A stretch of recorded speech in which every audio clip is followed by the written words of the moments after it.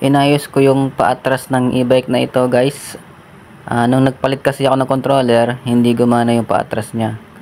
So sa video ito ngayon ay ipapakita ko sa inyo kung anong ginawa ko para gumana yung paatras ng e-bike na ito.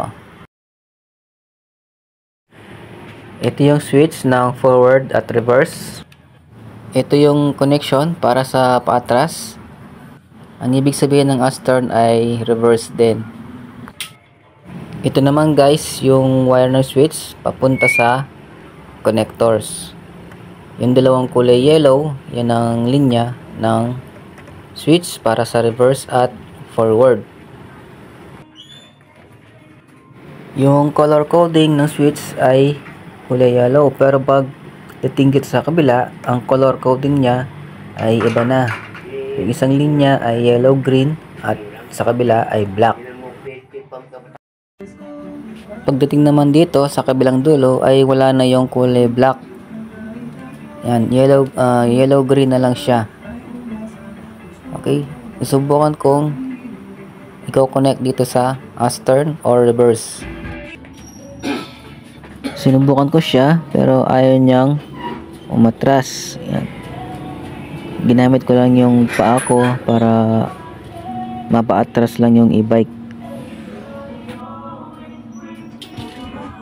Ang ginawa ko muna guys ay inirekta ko muna yung connection dito sa mismong controller kung gagana yung paatras niya. Nung sinubukan ko siya ay okay naman, umaatras naman yung e-bike.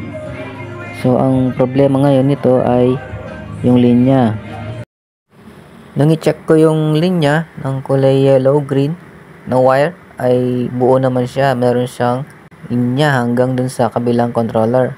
Pero yung black, wala siyang response sa aking tester. Kaya ang ginawa ko, ayan, i-connect ko yung kulay black. Ayan, gagawan ko ng sariling linya. Bali, ang naging problema ko pala dito guys, hindi lang yung paatras ang nawala, pati ilaw, signal light, tsaka headlight, tsaka yung, yan, ang ginawa ko ay connect ko lang ulit yung black. Yan, pero dito ay naglagay na ako ng sariling linya para sa reverse. Naglinya ako ng panibagong wire. Itong kulay black na ito yung papunta sa switch, at yung green, ito yung nilagay kong bagong linya papunta sa controller. Yan, i-connect ko lang sila.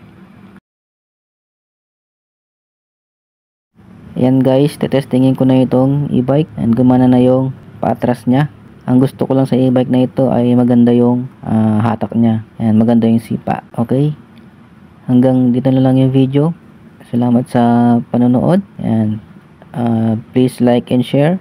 And God bless.